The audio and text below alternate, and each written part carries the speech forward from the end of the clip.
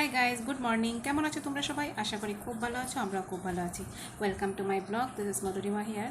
আর দেখো, এখন গাছের ফুলগুলো প্রায় শুকিয়েই গেছে, মানে এখন তো গ্রীষ্মকাল চলছে, কয়েকদিনের মধ্যে বৃষ্টিও চলে আসবে। তো আমি দেখো গাছে জল দিচ্ছিলাম। অ্যাকচুয়ালি 2বার করে জল দিতে হয়, কারণ বোম্বেতে তো জানো প্রচণ্ড ড্রাই ওয়েদার, পুরো গাছের নিচটা ফেটে যায়। আর তোমাদের সাথে না আমি সকালটা তো এটা দিয়েই শুরু করি যে আমি গাছে জল দিচ্ছি, কারণ সবচেয়ে আগে ঘুম থেকে উঠে আমি ফ্রেশ আপ হওয়ার পরে আমার গাছে জল দিই। আর এই গাছগুলো নিয়ে থাকতে না আমার খুব ভালো লাগে। আর বাইরের প্রকৃতিটা দেখো কত সুন্দর গ্রিন। যদি না একটু সময় তোমরা নিজের মানে এসব গাছ নিয়ে বা গ্রিন দেখো না, তাহলে তোমাদের নিজেদের মনটাও ভালো থাকে, চোখের জন্য ভালো হয়। তো সকালবেলা রোজ দিন উঠে আমার সবচেয়ে আগে কাজ হচ্ছে এই গাছগুলোকে জল দেওয়া, ওদের যত্ন নেওয়া, তারপর যাই অন্য কাজ করতে। তো চলো এখন দেখতে থাকো পুরো ব্লগটা। এদিকে দেখো আমি চা ছেঁকে নিয়েছি আমার জন্য আর আমার বরের জন্য। আর তাছাড়া নিয়েছি ডিটক্সিফাই ওয়াটার, সেটা ছেঁকে রেখে দিয়েছি, কারণ এটাকে প্রথম ডিটক্সিফাই ওয়াটার খাওয়ার পরে তারপরে almost like 45 minutes to half an hour gap দিয়ে অন্য কিছু খেতে হয়। এদিকে দেখো আসলাম আমার মাছগুলোকে একটুখানি খাবার দিতে, আর মাছগুলোকে কিছু বরফও দিয়ে দিলাম। যা গরম পড়েছে না, আমার মাছগুলো মানে একদম নাজেহাল অবস্থা হয়ে আছে। অলমোস্ট 40 ডিগ্রি সেন্টিগ্রেড চলছে এখন, তো সেজন্য মানে মাছগুলোকে বরফ দিয়ে রাখতে হয়। শীতের সময় যেরকম হিটার চালিয়ে রাখতে হয়, আর গরম দিনে বরফ দিয়ে রাখতে হয়। দেখো আমি মাছগুলোকে বরফ দিয়েছি, তার সাথে ওদেরকে এখন খাবারও দিয়ে দিয়েছি। আর যেহেতু আজকে মঙ্গলবার, তো সেজন্য সব নিরামিষ রান্না করবো। কিছু ঝিঙে ছিল, পটল ছিল, আলু ছিল। আর এই পটলগুলো না আমি অনেক কষ্ট করে কলকাতা থেকে মানে কলকাতার পটল আনিয়েছিলাম, কিন্তু পটল খেতে হবে আমাকেই, কারণ আমার বর এগুলো পছন্দ করে না। আর এদিকে দেখো সকালবেলা উঠে যেহেতু নিরামিষ, সেজন্য আমি একটা নিরামিষ খিচুড়ি রান্না করে নিয়েছি, কারণ আমার মেয়ে খিচুড়ি খেতে খুব ভালোবাসে, আমার জন্য রান্না করে নিয়েছি। বরকে ফ্রুটস কেটে দিয়ে দিয়েছি, আর তার সাথে দেখো আবার ডাল বসিয়েছি, কারণ রাত্রের জন্য তো ডাল লাগবে, তো ভাবলাম এখনই ডালটা রান্না করে রেখে দিই। আর এদিকে দেখো বাকি কাজগুলোতে আমার জল দেওয়া বাকি ছিল, ভাবলাম কাজগুলোকে একটু জল দিয়ে আসি, কারণ মানে সকালবেলা সব কাজ হয়, মানে করার সময় পাচ্ছিলাম না। তো অন্য কাজ শেষ করে তারপরে আসলাম এই সেকেন্ড রুমে মানে ঠাকুরকে দর্শন করতে, প্লাস গাছগুলোতে জল দিতে। আর দেখো এই গাছের পাতাগুলো না একদম শুকিয়ে গেছিলো, এখন আবার জল দিতে, সার দিতে দিতে এগুলো এসে গেছে। দেখো গাছের পাতাগুলো কত সুন্দর হয়ে গেছে। আর এই তুলসী গাছটা ছিল না, তুলসী গাছটা কী হয়েছিল বলো তো, হাওয়াতে না একদম ঝরে পড়ে গেছিলো, সেটাকে তুলে আমার বর কী করে বেঁধে দিয়েছে জানি না, এখন আবার সেটা তুলসী পাতা আসছে, মানে ভালো হয়ে গেছে গাছটা, দেখে ভীষণ ভালো লাগছিল। আর এদিকে দেখো নিচে লোকেরা হাঁটছে, এই গরমের মধ্যে, রোদের মধ্যে নিচে লোকেরা হাঁটছে, কী করে যে হাঁটতে পারে ভগবান জানে, কারণ এখন বাজছিল 9:30। দেখো বাইরে কি রোদ, মানে একদম দেখে মনে হচ্ছে 12টা, কিন্তু মানে এখানের মধ্যে লোকেরা তার মধ্যেও হেঁটে যাচ্ছে, ওদের গরমও লাগে না। এদিকে দেখো সকালবেলা আমার বর চান করে পুজো দিয়ে গেছে, যেহেতু আজকে মঙ্গলবার, তাই গণপতিকে আমাকে চান করাতে হবে, পুজো দিয়ে গেছে। আর এখন আমি চান করে এসে আবার পুজো দেবো, যদি পারি তাহলে ভিডিওটা তোমাদের সাথে শেয়ার করবো। অ্যাকচুয়ালি না আমি শেয়ার করতে চাই, কিন্তু কী হয় বলো তো, ভিডিওটা অনেক বড় হয়ে যায়, মানে 5-10 মিনিটসের ভিডিও হলে সবাই দেখে, তারপর যেটা বড় হয়ে গেলে না লোকেরা দেখতেও যায় না। তারপরে দেখো এটা হচ্ছে মানডেতে আমি যখন চুল কাটতে গিয়েছিলাম সেই সেলুনে, যেটা হচ্ছে চুল কাটার আগের লোকটা।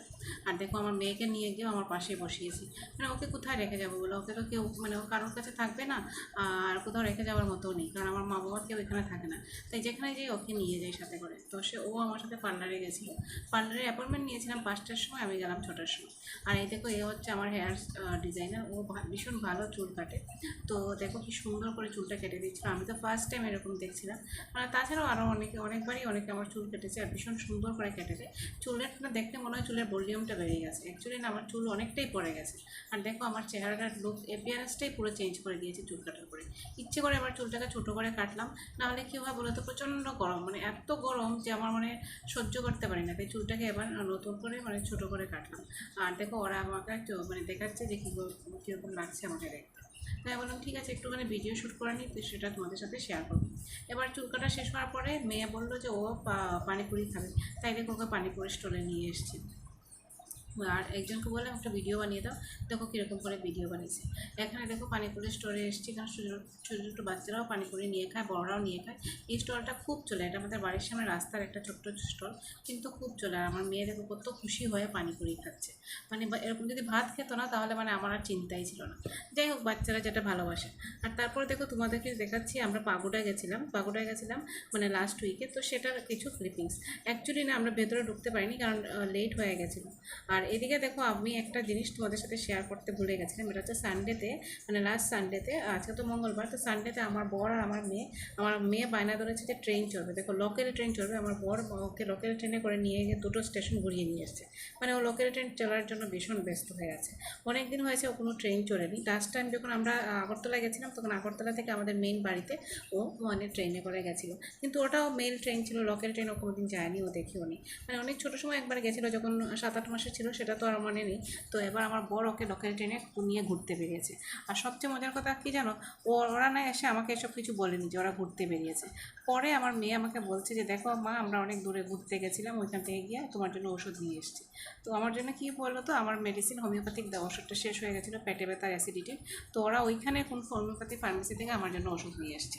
তারপরে দেখো আমার মেয়ে কী আনন্দ করে যাচ্ছে।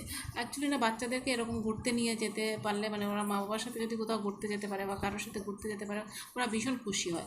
আর এরকম নতুন নতুন কিছু অ্যাডভেঞ্চার, মানে ট্রেনে যাওয়া, বাসে যাওয়া, এগুলো ওদের ভীষণ ভালো লাগে। কারণ সবসময় গাড়িতে অটোতে চেপে চেপে না, আর মানে ওদেরও বোর হয়ে যায়। এদিকে তো এটা হচ্ছে জীবদানী মার মন্দির, আমি অনেকবার গেছি। একবার নেক্সট টাইম যখন যাবো তোমাদের সাথে পুরো ব্লগটা শেয়ার করবো। এখানে দেখো রোপ ওয়ে দিয়ে যেতে হয়, তাছাড়া সিঁড়িও আছে। এটা হচ্ছে দুর্গা মার একটা মন্দির।